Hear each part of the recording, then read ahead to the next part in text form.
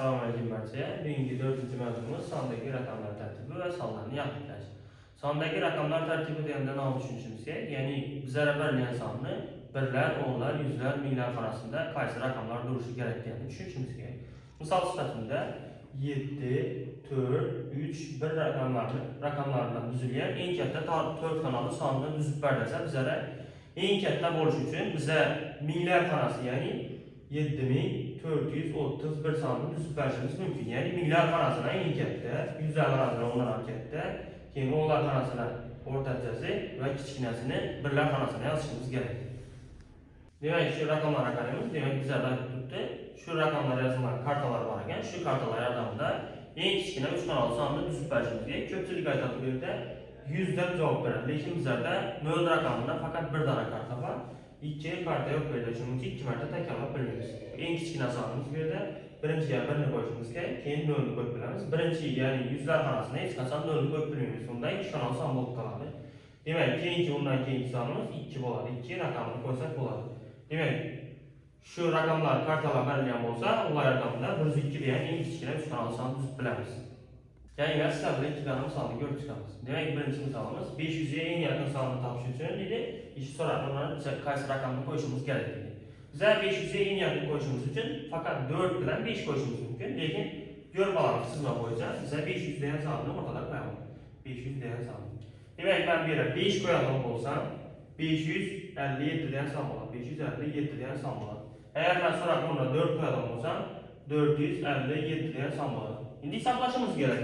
500 dan 557 gacha necha son bor? Ya'ni bu yerda 57 dona son bor. Endi 457 dan 500 gacha necha son bor? Bu yerda 43 son bor. Bizlar eng yaqin bo'lish uchun, ya'ni bizlar 457 ni olishimiz kerak. Bu yerda 3 dona 43 dona son bo'lib turibdi. Demak, so'roq o'rnida bizlar 4 raqamini qo'yishimiz kerak. Shunda 500 ga yaqin bo'ladi.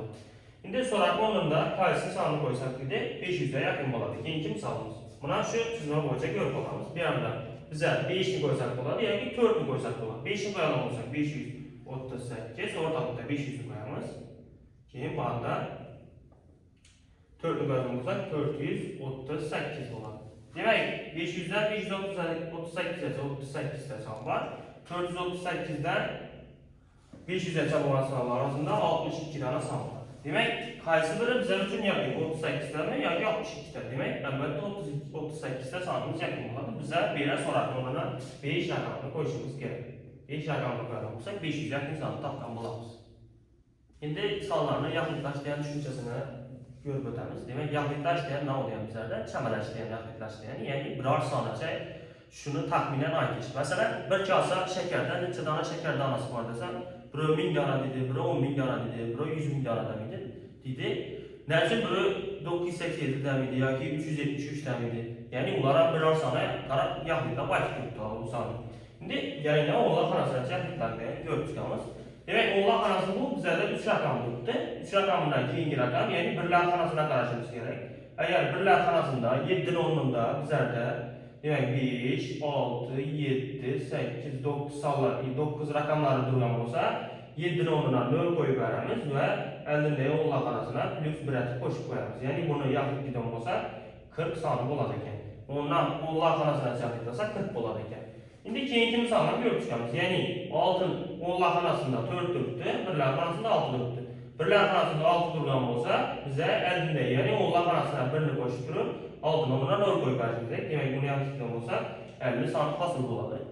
72 sonni ko'rib chiqamiz. Agarda birlar xonasida o'nlar xonasidan yaqinlikdan bo'lsak, birlar xonasida bizlarda 0, 1, 2, 3, 4 raqamlari turgan bo'lsa, faqat 2 ni o'rnidan 0 qo'yib beramiz. Hech qanday o'nlar xonasiga son qo'shilmaydi. Demak, bu sonimiz 70 bo'ladi. Ya'ni bu sonni 10 ga bo'linadigan son aytishimiz kerak. O'nlar xonasigacha yaqinlikdan tayyor vaqtda. 98 yaqinlikdan bo'lsa, demak, birlar xonasida 8 raqami turibdi. O'nlar xonasida 1 bo'lib qo'shilishi kerak, lekin bu yerda 10 bo'ladi. Ya'ni bu sonimiz 100 bo'ladi ekan. Yaqinlikdan bo'lsa, o'nlar xonasigacha 100 bo'ladi ekan. 76 sonni qaraymiz. 76 sonda birlar xonasida 6 raqami turibdi. 6 raqami bo'lsa, oldinda, ya'ni o'nlar xonasida 1 plus bo'lib qo'shiladi va 6 ni o'rnidan 0 qo'yib berishimiz kerak. Bu 80 bo'ladi. Endi 3 xonali bo'yicha ko'rib chiqamiz. Masalan, 173. 173 ni o'nlar xonasigacha yaqinlashimiz kerak bu yerda. Demak, o'nlar xonasida 7 turibdi. Bizlar birlar xonasiga e'tibor qaratishimiz kerak. birler xonasında 3 raqamı turgani uchun hech narsa qo'shilmaydi. 0, 1, 2, 3, 4 bo'lsa hech narsa qo'shmaymiz. Faqat 3 ni o'rniga 0 qo'yib beramiz. 170 son. Ya'ni 170 sonni 10 dan bo'linadi. Keyingisi 193 sonni taniymiz. 193 sonini 9 o'nlar xonasida turibdi. O'nlar xonasida chaqirgan berganish uchun biza birler xonasiga e'tibor qaratamiz. Birler xonasida 3 raqamni turgani uchun hech narsa qo'shilmaydi. Bu sonimiz 190 son bo'ladi. 1736 degan songa e'tibor qaratamiz. Buni ham o'nlar xonasiga chaqirishimiz kerak. Ya'ni bu sonni 10 dan bo'linadi aytishimiz kerak. O'nlar xonasida 3 raqamni turibdi. Birler xonasiga e'tibor qaratamiz. Birler xonasida 5, 6, 7, 8, 9 raqamlar turgan bo'lsa, oldinda ya'ni o'nlar xonasiga 1 plus 7 qo'shishimiz kerak. Ya'ni 1740 degan sonimiz hosil bo'ladi. Buni o'rniga 4 qo'yib beramiz. Endi ikinci misollarimiz bu yüzler xonasigacha aniqlangan bo'ldi. Demak, bizlarda yüzler xonasida 7 raqam turibdi. Bizga faqat o'nlar xonasiga e'tibor berishimiz kerak. O'nlar xonasida. Bizlarda birlar xonasi kerak edi. Demak, o'nlar xonasida 0, 1, 2, 3, 4 buradan bo'lsa, demak, yüzler xonasiga hech narsa qo'shmaymiz. Faqat inomni ikkisini tengdan 0 qo'yib beramiz. Ya'ni o'rniga 0 qo'yamiz. Bu sonimiz 700 bo'ladi. Ya'ni 736 sonini deydi, 100 bo'lgandan son achishimiz kerak. Yüzler xonasida chaqirtirgan vaqtda 343 sonini yüzler xonasiga chaqirtirgan bo'lsak, demak, o'nlar xonasini qaraymiz. Yüzler xonasidan keyingi xonaga bu 0, 4 turibdi. 4 raqami bo'lsa, hech narsa qo'shilmaydi. Faqat ikkisini o'rniga 0 qo'yib beramiz. Ya'ni 300 son bo'ladi. Ya'ni 300 sonni 100 ga bo'linadi. 986 songa e'tibor qaratamiz. Demak, 986 da 9 deyamiz, yüzler xonasida turibdi. 8 deyamiz, e'tibor qaratishimiz kerak. Demak, 8 raqami o'rnida 5, 6, 7, 8, 9 raqamlari turgan bo'lsa, oldinda ya'ni yüzler xonasina 1 plus 7 qo'shishimiz kerak va bularni ikkisini o'rniga 0 qo'yib berishimiz kerak bizga. Ya'ni bu sonimiz 1000 soni bo'ladi ekan. 986 ni yozgan bo'lsak, 1000 soni hosil bo'ladi ekan. 1376 sonni qaraymiz. Yüzler xonasiga yerda 3 turibdi. O'nlar xonasiga e'tibor qaratamiz biza. Bizda birlar xonasi shart emas. Ya'ni o'nlar xonasida 7 turgani uchun oldinda 1 plus 7 qo'shishimiz kerak. Oldinda 1 plus 7 qo'shadigan bo'lsa, 1400 son hosil bo'ladi. 1400 son hosil bo'ladi.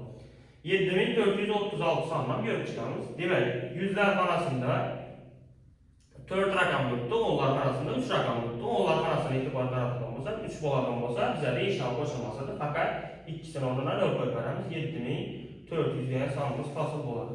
Yana 5 ta sonlarni ko'rib chiqamiz. 75346.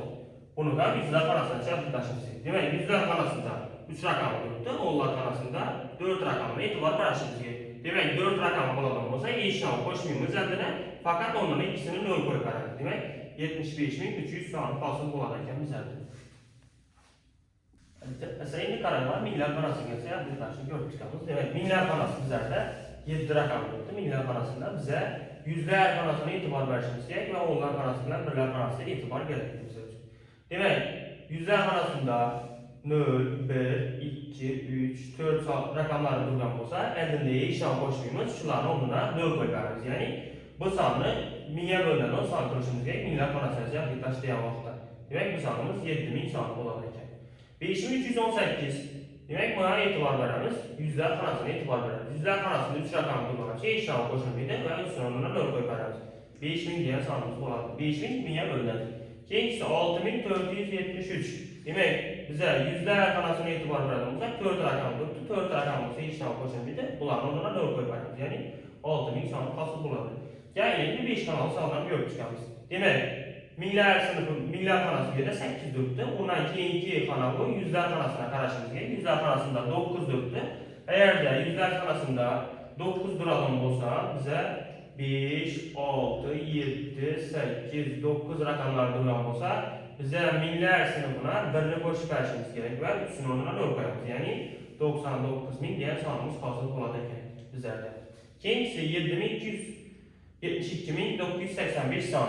Ya'ni minglar sinfida 2 raqam turibdi, minglar xonasida va yüzler xonasiga e'tibor qaratamiz. Yüzler xonasida 9 raqam turgani uchun, ya'ni minglar sinfina birsi qo'shiladi minglar xonasida. 73000 degan sonimiz hosil bo'ladi bizlarda. Bu misolimizga e'tibor qaratamiz. Demak, shkala bor ekan bizlarda 9000 bilan 8000 orasida. Ya'ni bular 11 ga bo'lingan ekan. 9000 bilan 8000 orasida. Ishga nuqtadagi sonni topishib olishimiz kerak. Buning uchun nishatamiz biz 9000 ga 8000 ga ayiramiz. 9000 ga ayiramiz 8000. Ya'ni 1000. Aralıkı 1000. Şimdi bu aralıkın her kasını 10 bölege bölüp koydu. 10'a böleden olsak bunu 100 gelir. Yani bir aralığımız 100'e denk gelir. Beni tapadan olsak 8100, 8100.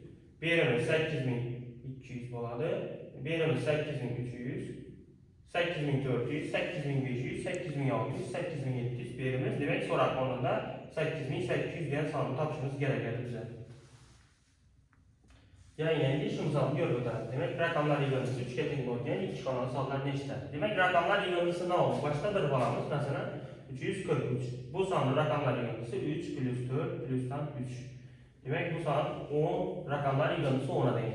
746. 746 diye sanı görmüşler. Demek 7 plus'tan 4 plus'tan 6. Demek 17. Rakamlar yığıntısı 17'ye denk. Bize 2 kanal sağlamışımız gerek. Rakamlar yığıntısı 3'e denk olacak. Demek bize kaysi rakamlardan faydalanıp biliriz. 0, 1, 2, 3 diyen rakamlardan faydalanıp biliriz. 4 diyen rakamlardan faydalanıp bilmemiz. Nersin mesela? Bu 4'ümüzü 3'ten aşık getirdi. Bize 2 kanal sağlayan için fakat birincisi 12 boladı. Bunun rakamlar yığıntısı 1 plus 2 demek 3 eken. İkinci sanımız bu 21 sanı boladı. 21 sanı rakamlar yığıntısı 2 plus 1 boladı. 3 boladı. İkinci sanımız bu 30 sanı boladı. 3 plus'tan 0. Yani rakamlar yığıntısı 3'e denk. Yani şurada mevzuya dair misallar görüp çıkamız. Demek 10. misalı, 11. misalı görüp çıkamız. Demek 10. misalımızda aytadı. Sallarını onlar karşı geçen kıyaslar doğru becerildiğin hatalarını tapinler koyup. Demek becerilen, doğru becerilen tapışımız gerek. Yani cevap etibar bir adam olsaydı, onlar fanası diyelim için onlar fanasında 2 rakam buluttu. Bize birler fanasına karışımız gerek. Birler fanasında 3 rakam durduğun için demek onlar fanasına hiç kendine sana koşulmaydı ve birler fanasına onlara 0 koyarız. Yani 120 sanat fasıl buladı. Demek bu doğru eken. Keyin ikinci akaryakımız 167 sanını onlar fanasına cevap taşımız gerek. Birler fanasında 7 durduğun için onlar fanasına bir virüset koşup koşumuz gerek. Ve bu sanımız 270 buladı. Bu doğru. 413 sanını itibar karatamız onlar fanasından bir rakam buluttu. Ve birler fanasına itibar kararsak 3 rakam buluttu birler fanasında. Ve 3 rakamlı olan için hiç kendine onlar fanasına sana koşulmaydı. Ve 410 sanat fasıl buladı. Demek güzel bir əcə oldu. Doğru becerdiyen. Yani sıcakman görüp çıkamız sıcaktır. Mesela 924 sanı. 924'te 2 onlardan arasında tuttu. 4 rakamı güzeldir. Demek 5'ten kiçikten olan şey hiç kendine koşulmaydı. Bu doğru. İkincisi 565 sanını görüp çıkamız. 565 sanında onlardan arasında 6 rakamı tuttu. Lakin birler arasında 5 rakam durduğun için 6. sıra boşluk koşumuz gereken. Bir de 570 sanı fasıl borçluya geldi. Lakin 560 sanı fasıldır. Bulgarken. Demek güzeldir. Her cevap doğru. 11. misalı itibar karatamız. Kaysi sanında yüzler fanası geçerken doğru becerilmegen, yani en son günde cümleleri yaxşıtıb oxumuz gerek. Köp oxucular şöyle adaşadı. Yani becerilgen dilden derim cevabını alıp giderdi. Demek yüzler fanası olsa, bir de yüzler fanasından öldürüldü. 6 rakam durduğun için bir atı koşumuz gerek. 1100. Yani bu doğru eken. İkincisi 7225. Yüzler fanasına çarpıktan tuttu. Demek 2 rakam durdu. Yüzler fanasında onlar fanasında 2 rakam durduğun için işlem koşumuydu. Ve ikisine doğru koyup verdiğimiz gerek. 7200 sanı doğru eken. Size cevap bakarıydan olsak 4680. Bunu yapıydığından olsak yüzler fanasına çarpık. Yüzler fanasında 6 rakam durdu. Demek onlar arasında 8 rakam durduğun için birisi koşuluşu gereken bu sanımız 4700 borcu gerekendir. Lakin bizlerdə 4600 volt tuttu. Demek bizlere gerekli bu cevap siz cevap etti. 15. misala itibar karatamız. Demek dünyadaki en belirli çokluğu Everest çoklusu bulup bu 8848 metreken. Bu çokluğu belirtmediği en yakın yüzlerde, yani yüzler arasında cevap taşımız gerekli. Demek polidom olsak 8848. Yüzler arasında 8 rakamı tuttu ve onlar arasında 4 rakamı durduğun için hiç kendine koşmuyoruz. Ve onlar arasında birler arasında olmadan 4 koyarsanız gerek. Yani bu 8800 diyen sanımız fasıl olan cevap. Demek 24. misala itibar karatamız. Quyidagi kartalardan faydalanıp 500'den kətdən eşitli 3 kanal san düzüş mümkün. Demek 500'den kətdə olacaq. Bize yüzler kanalımıza bize 5 ve 7 rakamlarını koşmamız mümkün. Başka sanı koyduğumuz 3 sanını koyalım olsak bir de 300 volt kalır. Bu 500'den kiçikine volt kalır. Demek 5 rakamı bilen kartalarımız bilen. Demek 531, 537. İkincisi 517, 513 diyen sanımız. İkincisi 571 ve 573 diyen sanımız. Yani 5 rakamı koyup bize 6'dan san düzüp bildik. Şimdi 7 rakamı boyunca geçelim. 713. İkincisi 715. 2 de san buldu. İkincisinde 735, 731. İkincisi bu 751, 753 diyen sayılarımız ekan. Общий bunda 6 dana, bunda ham 6 dana, общий ko'rsatgan bo'lsak ikkisini, demak 12 dana sahası bo'ladi. Bunda 6 dana, bunda ham 6 dana. Demak ko'rsak 12 dana. Общий hammasi bo'lib 500 dan katta 3 xona olsalar bizlarda 12 dana ekan. Shu kartalar yordamida hosil qiladi.